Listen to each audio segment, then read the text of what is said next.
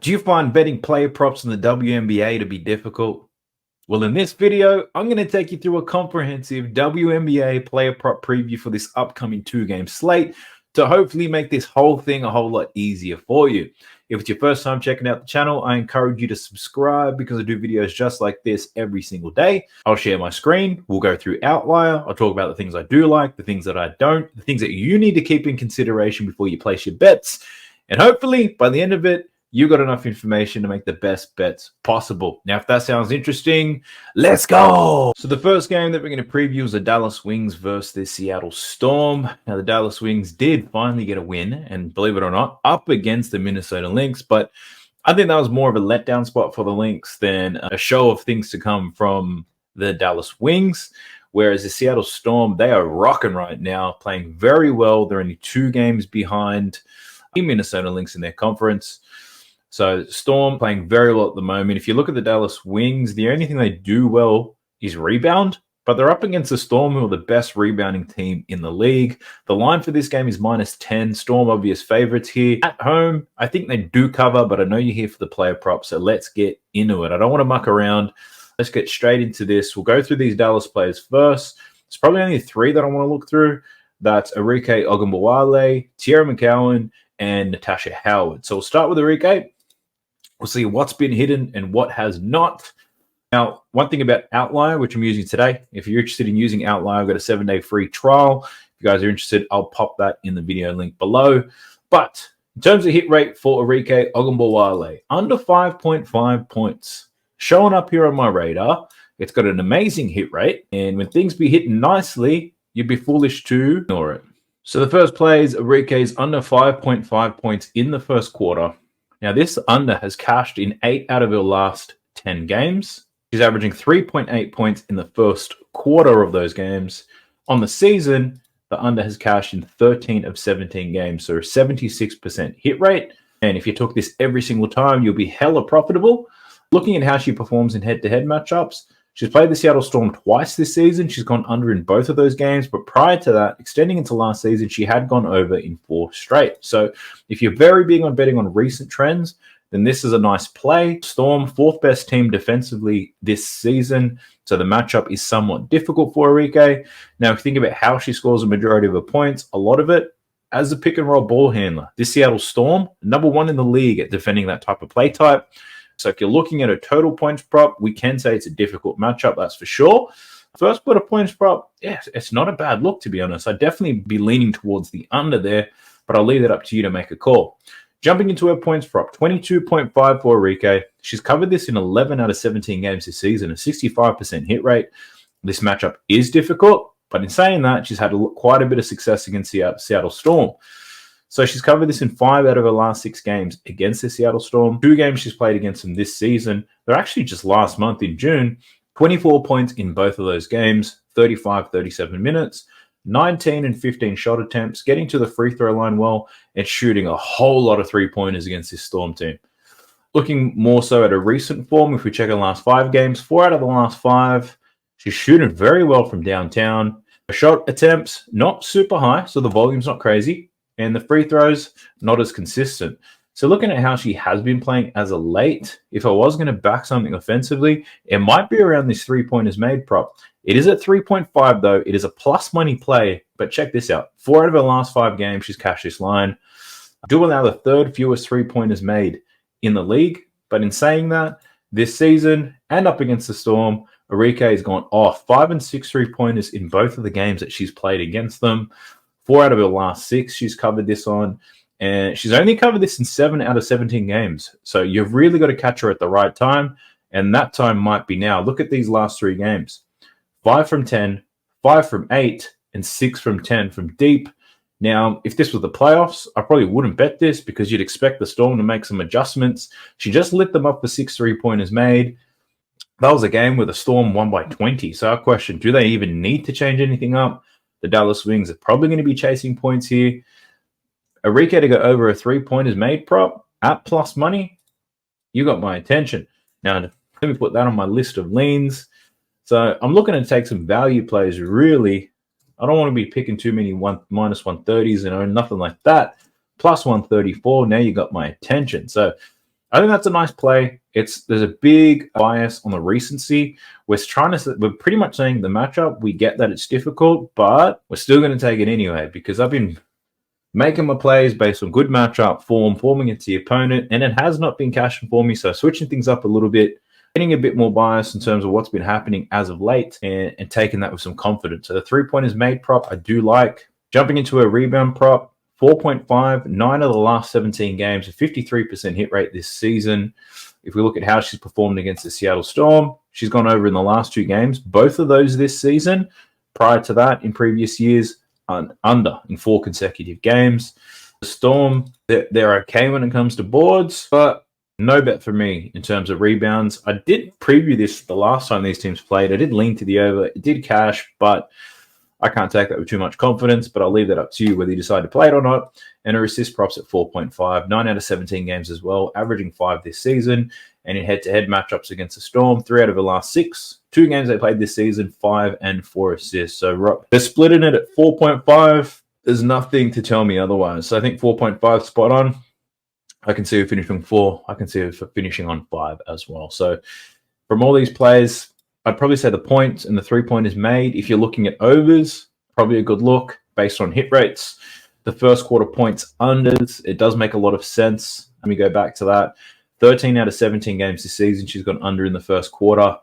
It could be one of those plays that you keep taking over and over and over again. But I'll put that down on my list of leans. It might be difficult for me to find the market at the right odds, but I'll take note of that and we'll see where we land from there. Next up, let's take a look at Teaira McCowan. So Teaira McCowan, she's got a lot of trends where she hasn't played very well on the road, but I know her last game on the road, she absolutely feasted when it came to scoring, I believe. So let's talk about it. So her points prop in this game is at 10.5. She's covered this in 5 of her last 10 out of 18 games this season.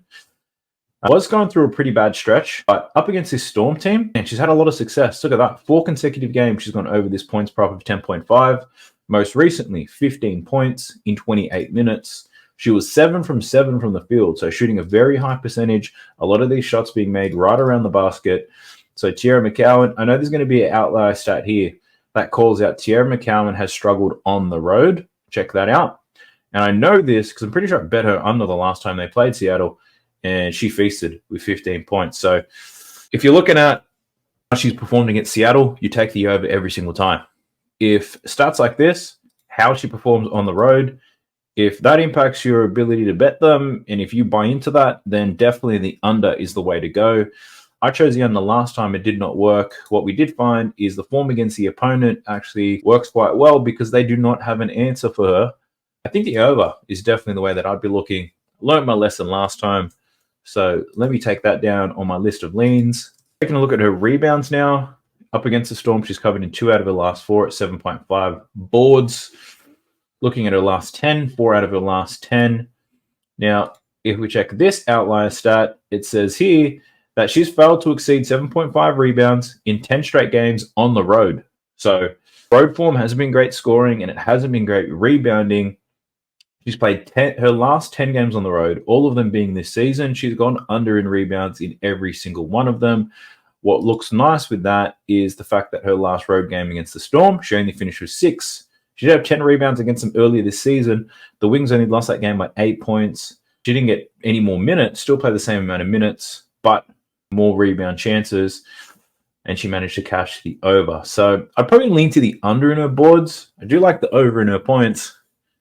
I'm just a little unsure which way to go with this one. So does it make sense to take the over in points, under in boards? I'm not too sure. But I put it down on my list of leans anyway. Hopefully I can decide on 1 or 2 best bets from each game. Don't want to overdo it because this WNBA season has been a little bit tough. I think I'm down a couple of units this season, but nothing I can't recover from. This is all a learning process. You're either learning or you're earning. And I'm down a couple of units this season, so we're definitely learning right now. Let's take a look at Natasha Howard. Been playing quite well, I believe, as of late. Or is she inconsistent like most players in the W? Let's see. Her points line at 14.5. She's cashed in 4 out of 10, but she's only played 6 games this season. So 3 out of the 6 games she's played, she's cashed this line in. But last game against the Seattle Storm, she finished on 12 points in 27 minutes. She was 6 from 12 from the field, missed both of her free throws. So the 14.5 looks about right if she shoots better from the free throw line. Didn't make any threes. So the points prop, I do not like the over. I'd probably lean to the under, but unders are a painful bet. But also, unders are a very profitable bet in the W. So keep that in mind. Her rebound line's at 6.5. She's cashed this in 3 out of 6 games. And head-to-head against the Storm, she's rebounded extremely well. 5 consecutive games now against the Seattle Storm, she's gone over. Had 7 rebounds most recently in that last matchup. But at minus 145 odds, I'm not overly keen on it. But if this is for you fantasy players, I wouldn't hate you if you took it. I don't think it's such a bad play. Let's jump into the Seattle Storm. What's cooking on their side of the fence? We'll start with Jewell Loyd. Jewell Loyd, what are the hit rates coming up as? So her first quarter points prop, been cashing quite nice. 7 out of her last 10 games, she's gone over 5.5 points in the first quarter. This Dallas Wings team does allow the second most points in the league. The last 2 matchups against the Wings this season, 6 points. And then the most recent one, she did score 9 points, all of it in the first quarter. If you look at the head-to-head numbers, against the Dallas Wings, she's cashed this line in 6 consecutive games to the over. Jewell Loyd in the first quarter, I can't deny those types of numbers. So I'll put that on my list of leans. We'll take a look, see if I end up betting it. We'll see if I can find a market for it, but it's a nice look here. And Outline's even given some more stats. Jewell Loyd has exceeded 5.5 first quarter points in 10 out of her last 12 games versus the bottom 5 defenses for points allowed. So an 83% hit rate from her last 12 games. So nice little trend there. Thank you, Outlier, for making my delivery a little bit better. Looking at her points line, though, 21.4. She's only cashed this in 7 out of 18 games this season, so a 39% hit rate. If you look at the head-to-head numbers, she has cashed this quite well. 5 out of her last 6 games against Dallas, most notably 30 points in their last matchup when they caught up a few days ago. In 33 minutes, she only took 14 shots, but man, she got to the free throw line. 16 out of 17 free throws, and she was only 2 from 6 from the field. So I don't know, how do the Dallas Wings adjust for that? They probably saved her in foul, but easier said than done. So for Jewell Loyd, I don't like the consistency of her. So if we take a look at her season-long data, she hasn't scored more than 21.5 points in 3 consecutive games all season. I think the under is a good look here. She's had 2 games of 30+. I'd probably lean to the under, but that first quarter points prop probably got my attention a little bit more. Now taking a look at her assist prop, 4.5. She's covered in 8 out of 18 games this season. Up against the Dallas Wings, 2 games this year, 6 and 5 assists for Jewell Loyd. So 100% hit rate this season against the Dallas Wings, but again, an only 44% hit rate so far in the year. So I'll probably pass on the rebound prop, on the assist prop. Let's jump into rebounds. 4.5 for Jewell Loyd, 11 out of 18 games, and up against the Dallas Wings, 0 rebounds in their first matchup this year, 5 rebounds in the most recent matchup. So this is another one I'd probably choose to avoid. But I think the first quarter play for her it's got my attention. I haven't seen too many first quarter points prop for this, for the W. Quick look at her PRA to see what's happening here. 5 out of 6 games against the Wings. Obviously, that's driven by her points. And looking at her recent form, 2 out of her last 5. So I'm expecting some regression for Jewell Loyd when it comes to her scoring. So her PRA does not interest me. Next, we have Skylar Diggins-Smith. Now, I took her points plus assists prop in the last game. She was looking good. I think she had 11 points, 5 assists in the first half. I had 19.5 points in assists, and I'm pretty sure she fell under it. Unbelievable. But let's take a look at her. So her first quarter point prop, we don't want to touch that. All right, let's get straight into the points prop. 14.5 for Skylar Diggins-Smith. She's covered in 5 out of her last 10. You see that last game? 11 points. She had 11 points at halftime. So what that means is she didn't score in the second half, which is why my bet lost. Thank you very much.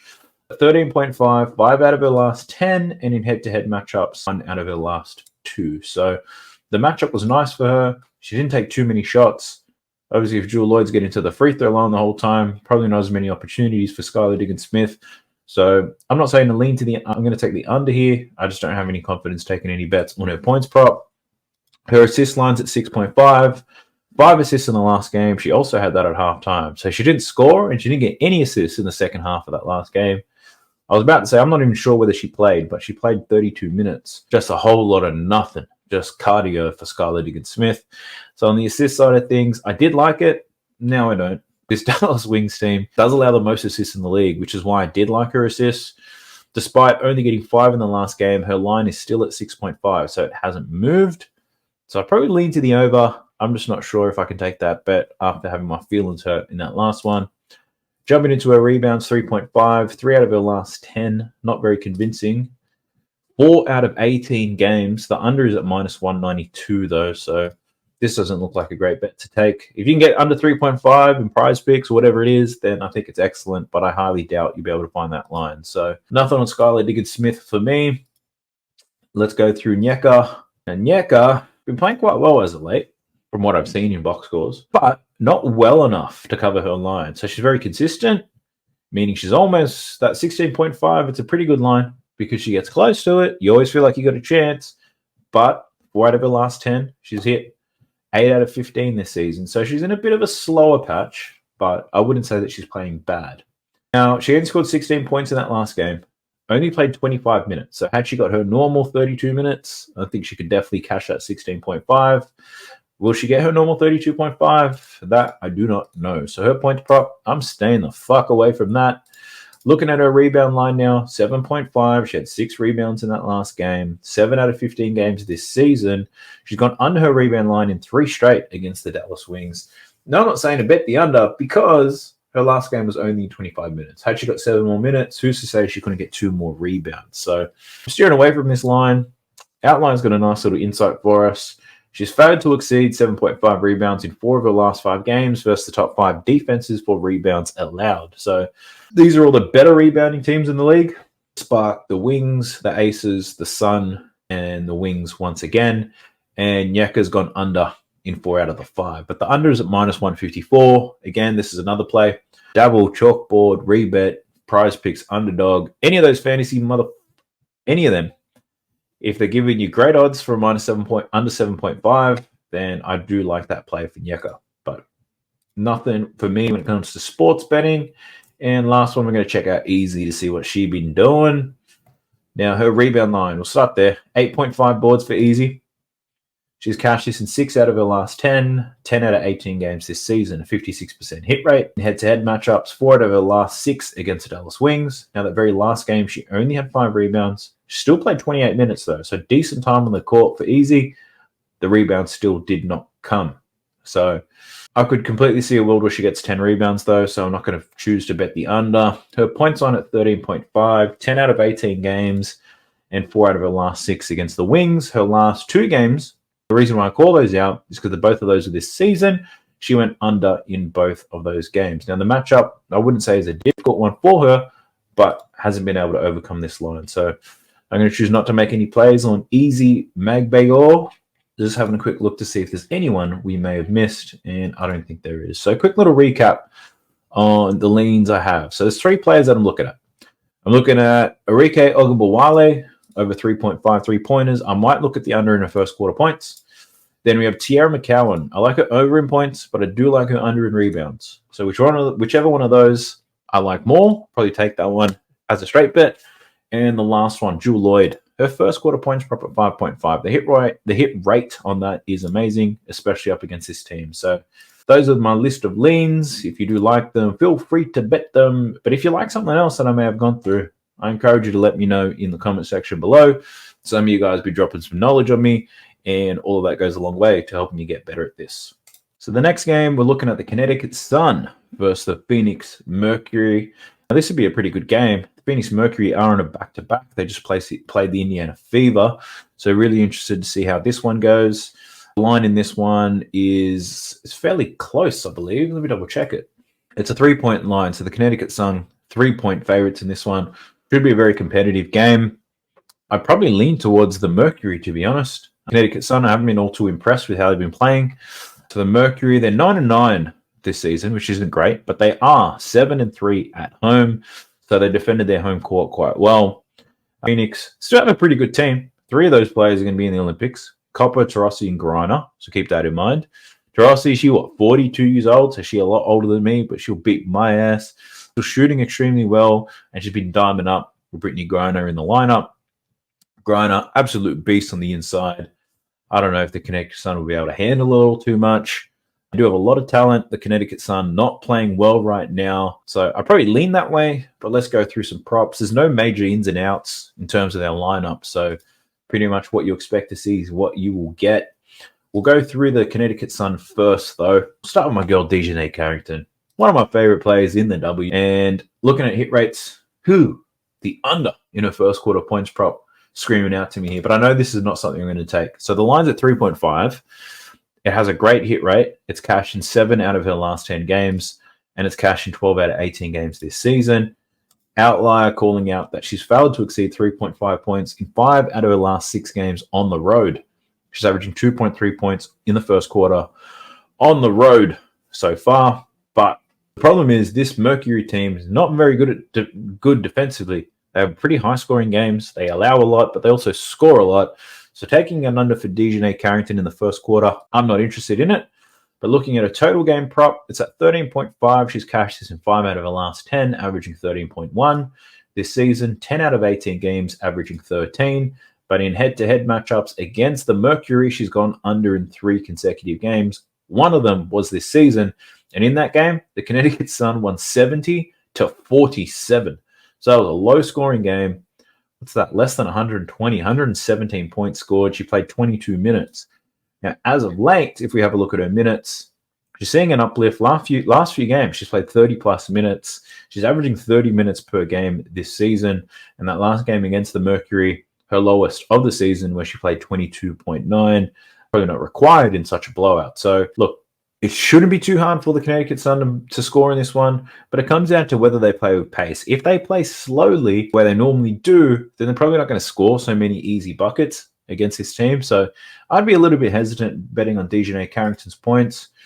Her rebound line's at 4.5. It's cashed in 8 of 18 games in head-to-head matchups. She did have 10 rebounds in that last game against the Mercury, but they only scored 47 points. So there's a whole lot of rebound opportunities to go around.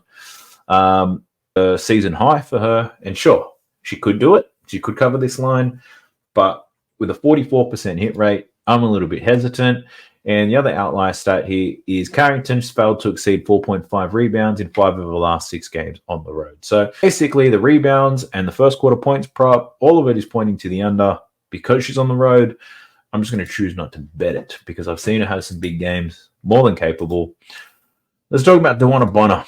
Now, every time I see DeWanna Bonner, I think to myself, is this the Kevin Durant of the WNBA? Is that her NBA comp? Or is it more Brandon Ingram?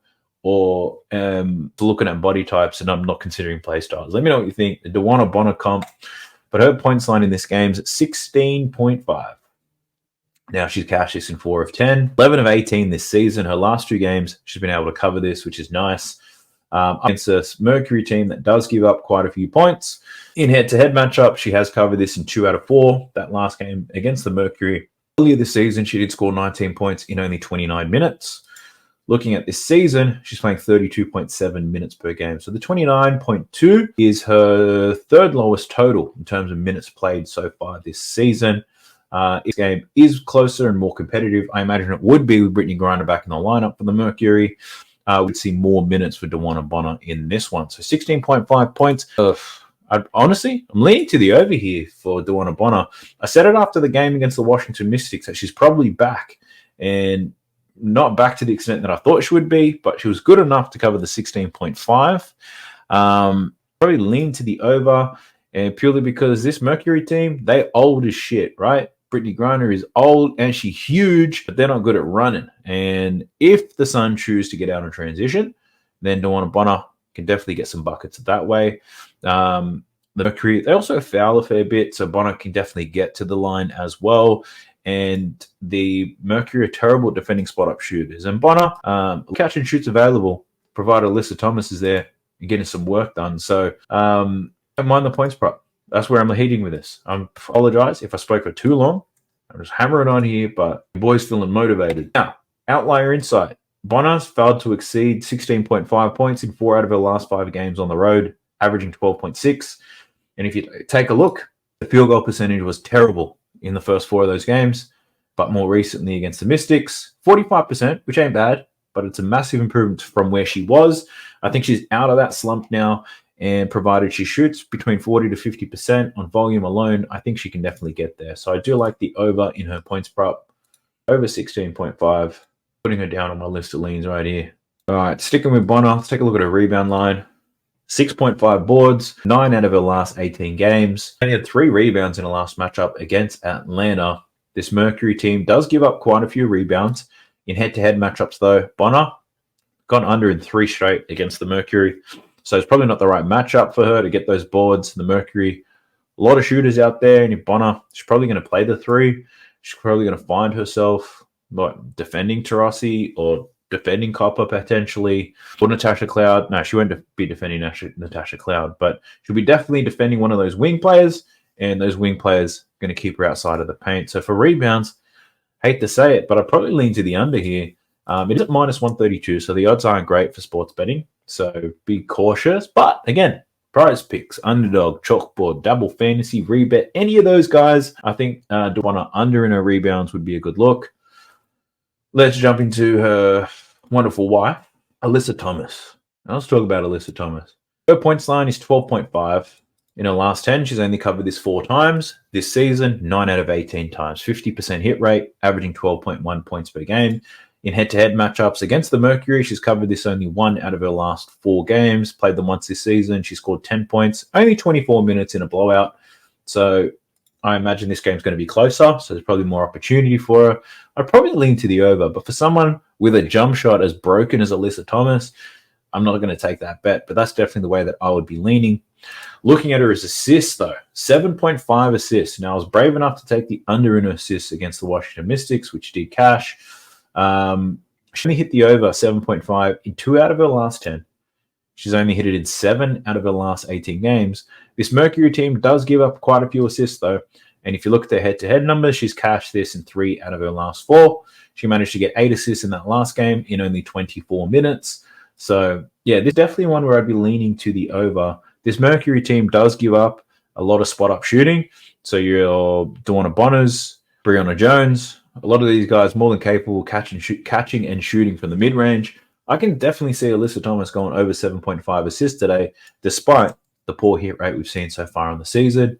We might get a wife and wife parlay going where we take Duana Bonner over her points and Alyssa Thomas over her assists. But I do like that. The outlier call out here is that Alyssa Thomas, she's exceeded 7.5 assists in 11 of her last 13 games versus the bottom 5 defenses for assists allowed, which is an 85% hit rate, which is just wild. Now, looking back on these games, we can see 9 of these games were this season. So 9 games against the teams that allow the most assists. Alyssa Thomas has gone over this in 7 of those 9 games. So excellent hit rate. Thank you, Outlier, for just proving my point. I think it's a great look. Doesn't guarantee she's going to get there, but I feel like at minus 109, if you got this opportunity in this matchup and you took it 100 times, you'd hit this 60 to 70% of the time. So in my uneducated opinion, my hood mathematics, Alyssa Thomas going over her assist prop today. Rebounds, though. Her line for rebounds at 8.5. It's minus 140 to the over, which means more likely to go to the over. She's only hit this in 4 of 10 and 9 of 18 games. In head-to-head matchups against the Mercury, 2 out of her last 4, 6 rebounds. But again, only 24 minutes the last time they played. I don't lean on this one, but let's see if this outlier stat can give me some juice. So Alyssa Thomas has failed to exceed 8.5 rebounds in 4 out of her last 5 games. So that's just her recency bias. Hasn't been rebounding as well as of late. This Mercury team does give up a lot of rebounds, though. So I wouldn't bet the over or the under. I'll pass on that. I think points, she has a good chance to go over. But the assists, I definitely do like the assists, the over in that. Sticking with the Connecticut Sun, let's go to Breonna Jones. So, where's her points? 13.5 points for Breonna Jones is her line. She's cashed this in 4 of 10, 8 out of 18. So it hasn't been very strong, but check this out. Last game against the Mercury, she did score 16 points, and she did that in only 17.9 minutes. This season, she's playing 25 minutes a night. So in that blowout, Breonna Jones was absolutely killing them. 17 points in 17 minutes. She took 15 shots in 17 minutes. She was putting them up. That's crazy. She shot 53% from the field, and I wouldn't be surprised if the majority of these points came off Alyssa Thomas passes. Now, if you think of Breonna Jones, she does score in the post, but more than capable of shooting the spot up in the mid-range. Gets to the free throw line as well. Didn't shoot any free throws against the Mercury. She cooked them. But keeping in mind, no Brittany Griner in that game, so I wouldn't expect her to dominate in the same fashion. Looking at her rebound, she had 5 rebounds in her last game against the Mercury. On the season, 5 out of 18 to the over. So it's not great. A 28% hit rate, but this Mercury team, not the best rebounding team. And if you look at the under 5.5, I've gone under in 11 out of the last 13 games, which is an 85% hit rate this season. But the under is at minus 172. So I wouldn't bet that on sports betting, but daily fantasy, definitely have a look at that. Breonna Jones under 5.5 boards. I do like that. On that, let's take a look at Phoenix Mercury. See what we can find over here. Let's start with Brittany Griner. Now, I'm finding it difficult as all hell to bet on Brittany Griner. I've bet on her twice now. She's let me down twice. Her points line, 19.5 for Brittany Griner. So this season, she's played 8 games. She's covered this in 4 out of 8, averaging 19.8. The Connecticut Sun, they do allow the fewest points in the league. So safe to say, a difficult matchup for Brittany Griner. She does score a lot of her points within that paint area. This Connecticut Sun team, the number 1 team defending post-ups. They also don't allow too many free throws, and they're pretty good at rebounding, so they don't allow too many putbacks. So, yeah, my gut says to take the under.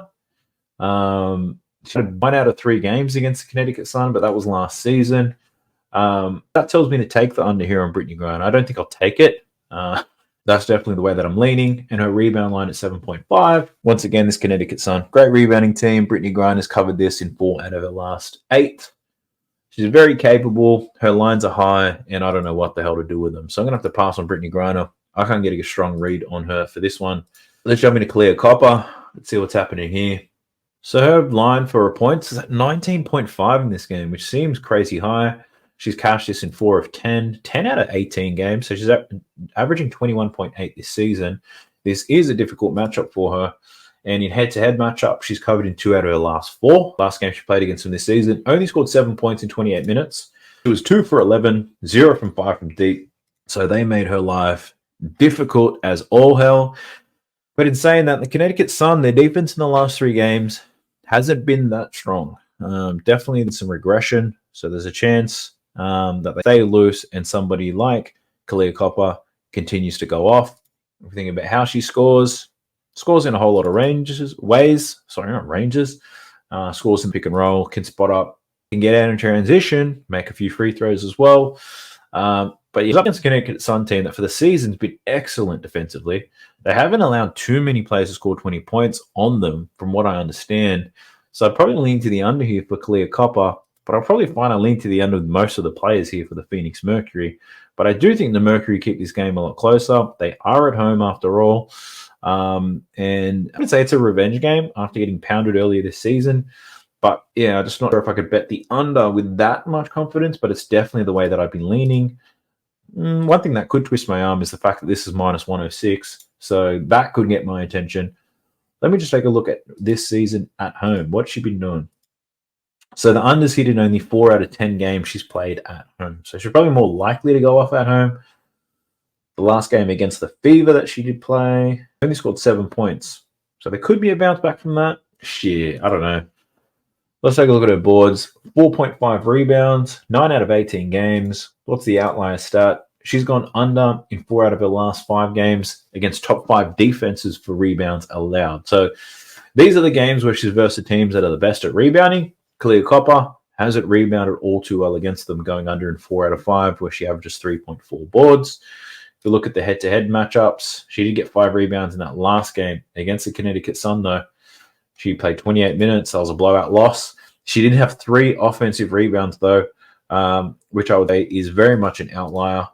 Just looking at this season, the 3 offensive rebounds she's only done twice this season, 2 out of 18 games.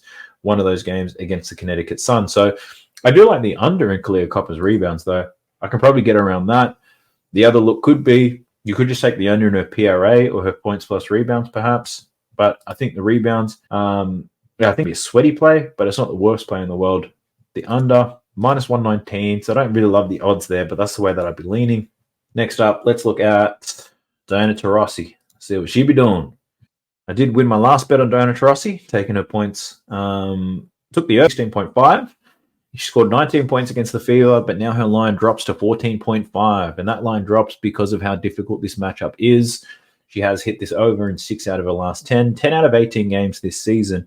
And what you'll find when teams come up against the Connecticut Sun, a lot of their lines are going to drop because of how good the Connecticut Sun are defensively. So when you look at tools like Outlier or Props.cash or whatever it is, you're going to see a very high hit rate when teams are versing the Connecticut Sun. And the reason is because they drop the lines, right? It doesn't mean they're more likely to hit it because of their hit rate. But 10 out of 18 games, what it'll be interesting to see is how she plays against the other offensive teams, your Minnesota Lynxes, for example. And in head matchup, she scored 6 points in that last game against the Connecticut Sun. The games last season she did perform well at, but not so much this season. The outlier stat here, oh, here we go. Outlier, saving the day. So Diana Taurasi, she's failed to exceed 14.5 points in 7 out of her last 8 games versus the top 5 defenses for points allowed. And this is the exact thing that I was looking at and Outlier delivered. So she averages 11.5 points in the 8 games this season against the teams with a great defense. So she has struggled. So instead of Kalia Copper, her line's at 19.5. Diana Taurasi goes at 14.5. It could get a little bit sweaty, but I don't mind it. I think I might be fucking with Outlier here. Do we take this bet? It's a pretty good insight because it could be a little bit of a trap. We drop her line by 2 points. Everybody sees the better hit rate and they take the over, right? That could definitely happen. We look at this season. So Diana Taurasi is averaging 16.6 points per game. Line at 14.5 for a very good reason. I think the might be a good look. Let's take a look at her assists. The line's at 4. She has cashed this in only 3 of 18 games. The under's at 20. Not overly keen on that. It's a tough matchup. She has been passing the ball quite well since Brittany Griner came back, but I don't want to fuck around with that. And her rebound line's at 4.5, 9 out of 18 games this season. Head to head, she had 7 rebounds in that last game against the Connecticut Sun. All defensive rebounds, but there were a lot of rebounds to go around in that game. There's not a big enough sample size for me to really dissect here. So I'll probably have to pass on Diana Taurasi. But the under in her points prop, I think it's going to make me look like a genius or look like a complete idiot. Either way, I'm happy. You got to take one of them. Let's take a look at Natasha Cloud. She can do it all. Now, her points prop's at 10.5. She's cashed this in 4 consecutive games now. 5 out of her last 10, 9 out of 18 games on the season. In head-to-head matchup, she scored 9 points in that last game against the Connecticut Sun. 27 minutes from 8. Got to the free throw line as well. Outlier giving us a bit of an assist here, and it's basically calling out that her recent form is awesome. 4 out of her last 5. But then you look at a lot of these teams. Actually, the Liberty, they're a good defensive team, and she went over. The Lynx, good defensive team, and she went over.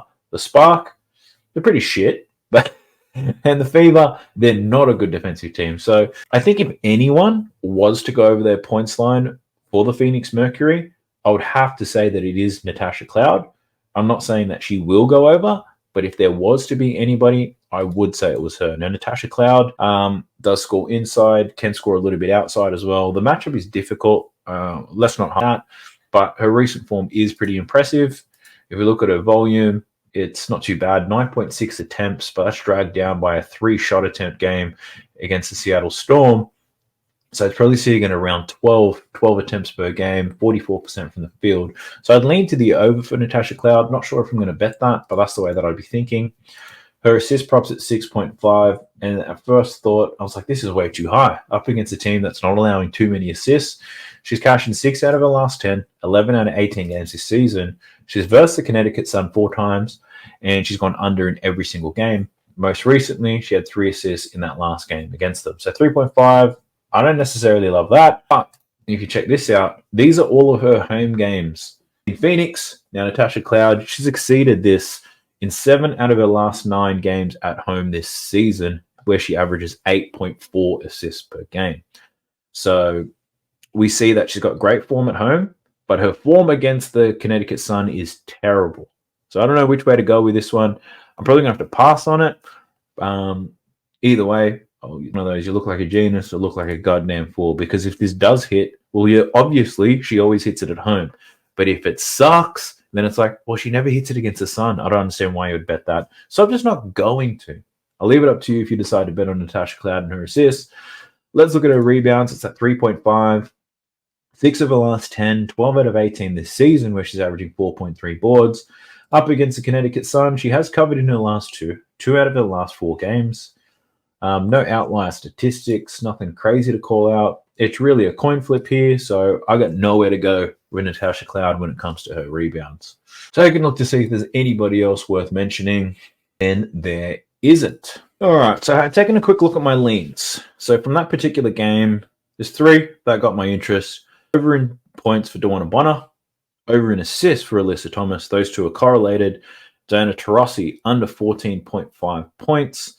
They're the 3. So I've got 3 players to really lean on from each game. What I'll do, I'll share all the leans. At least that way you have an idea of where my head was going. I'm not sure which ones we're going to bet on. And to be honest with you, I'm not even 100% sure I'm going to bet on them because the W has been tough. If I can't take these bets with confidence, I'm just going to rein it all in a little bit because it's burning a hole in my pocket and driving me a little bit insane. So I'm going to be cautious, but I wanted to get this video out to you to help you. All right. I know that betting on the W is tough, so I'm going to give you my thoughts, my insights. I noticed in the comment section, a lot of my videos, a lot of you guys take some of the insights I give you, you're placing a lot of good bets, and those things have been banging. So do me a favor if you made it this far. Tell me which bets and which insights you took out of this whole preview and which ones you're going to be playing and why. And at least I'll know whether they hit. And then maybe I can get a theme or a trend of what are the things I talk about which lead to success. Because after 40 to 50 minutes of talking about this stuff, I don't know where my mind goes. And when it comes down to make the decision to place the bet, I just seem to get it wrong. So help me out if you made it this far. Let me know what your thoughts are and what you're going to be betting on. I'll catch you guys in the next one. Peace.